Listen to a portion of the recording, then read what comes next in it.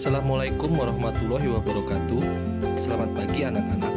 Semoga kita selalu dalam keadaan sehat dan senantiasa dalam lindungan Tuhan Yang Maha Esa. Pada kesempatan kali ini, materi yang akan kita pelajari adalah teks cerita fantasi. Adapun kompetensi dasar yang harus kalian capai setelah mengikuti pembelajaran hari ini adalah mampu menelaah struktur dan kebahasaan teks cerita fantasi yang dibaca dan didengar. Lalu apa itu cerita fantasi? Apa saja unsur-unsurnya? Dan apa saja strukturnya? Akan kita pelajari pada kesempatan kali ini. Apakah kalian pernah menonton film Harry Potter? Atau menonton anime Naruto dan membaca manganya? Atau pernah menonton film Aladdin? Atau membaca komik-komik Marvel dan juga menonton film-film dari Marvel Cinematic Universe seperti Spider-Man, Iron Man, atau dari DC Comics seperti Batman dan Superman. Itulah contoh-contoh cerita fantasi.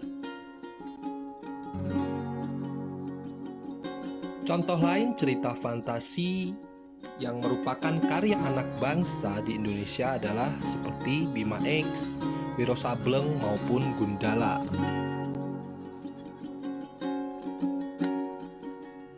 Setelah mengetahui contoh-contoh cerita fantasi, kalian pasti sudah bisa meraba-raba apa itu cerita fantasi.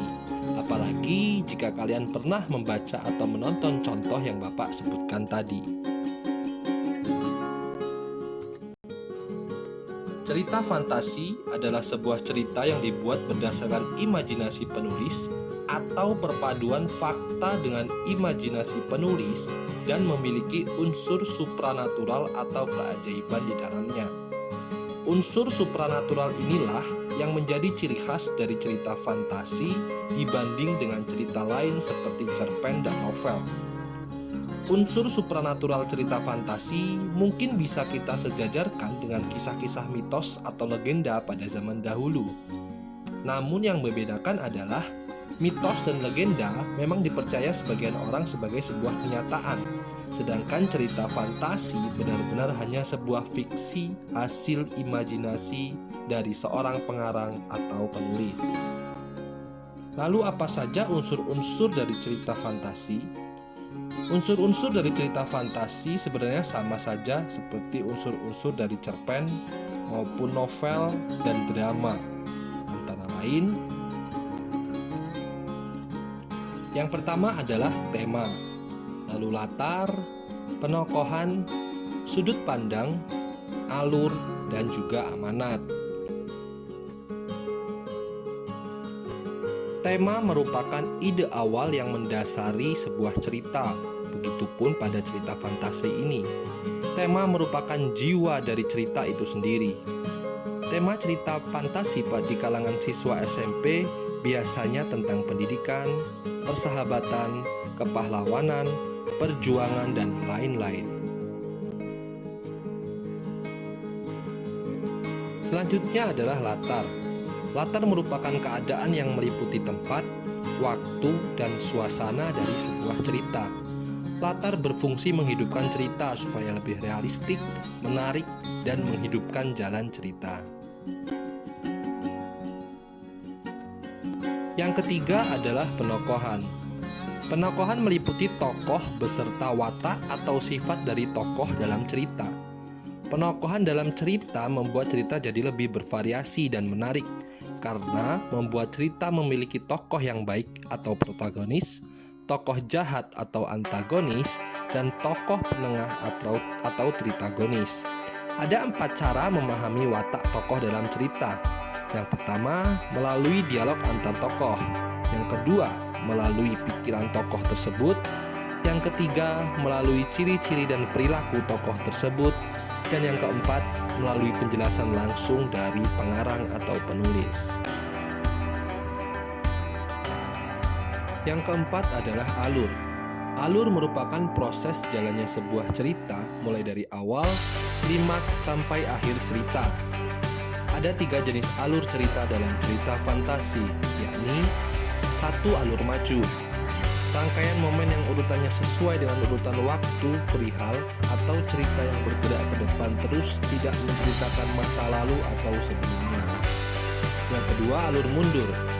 Alur yang menceritakan dari masa depan, kemudian kembali menceritakan ke masa lampau atau masa lalu. Pengarang mengawali cerita dari konflik, kemudian penyelesaian konflik, dan lalu diakhiri dengan menceritakan kembali latar belakang konflik tersebut. Yang ketiga, alur campuran. Alur campuran merupakan gabungan dari alur maju dan alur mundur. Biasanya cerita ini dimulai di tengah-tengah. Sementara cerita berkembang maju, beberapa kali ditampilkan beberapa potongan flashback yang menjelaskan latar belakang cerita. Selanjutnya adalah sudut pandang. Sudut pandang merupakan cara penulis menempatkan dirinya dalam cerita. Apakah sebagai tokoh utama, tokoh pendukung, atau bahkan tidak masuk dalam cerita. Ada 4 sudut pandang yang sering digunakan penulis. Yang pertama, orang pertama tokoh utama. Yang kedua, orang pertama tokoh sampingan. Kedua sudut pandang ini biasanya ditandai dengan kata ganti orang, aku, saya, ataupun beta, dan lain-lain. Yang ketiga ada sudut pandang orang ketiga pengamat, dan yang keempat ada sudut pandang orang ketiga serba tahu. Kedua sudut pandang ini biasanya ditandai dengan kata ganti orang dia dan juga nama orang atau nama tokoh.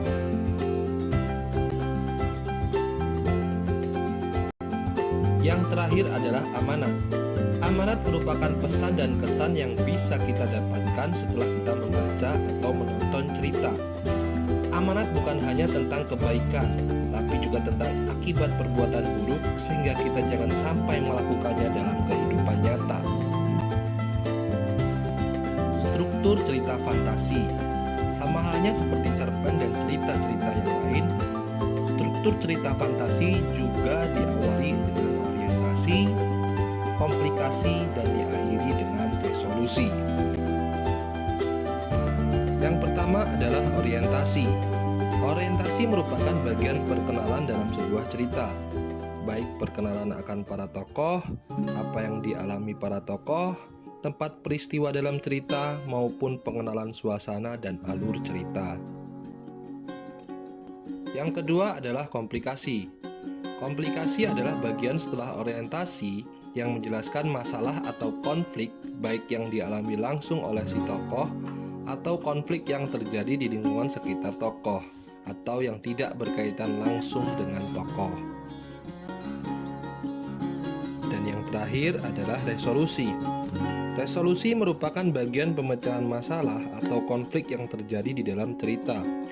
Resolusi merupakan bagian akhir dari sebuah cerita. Untuk dapat memahami lebih dalam, silahkan kalian baca contoh cerita fantasi beserta strukturnya sebagai berikut. Semoga bermanfaat dan sampai jumpa pada pembelajaran selanjutnya.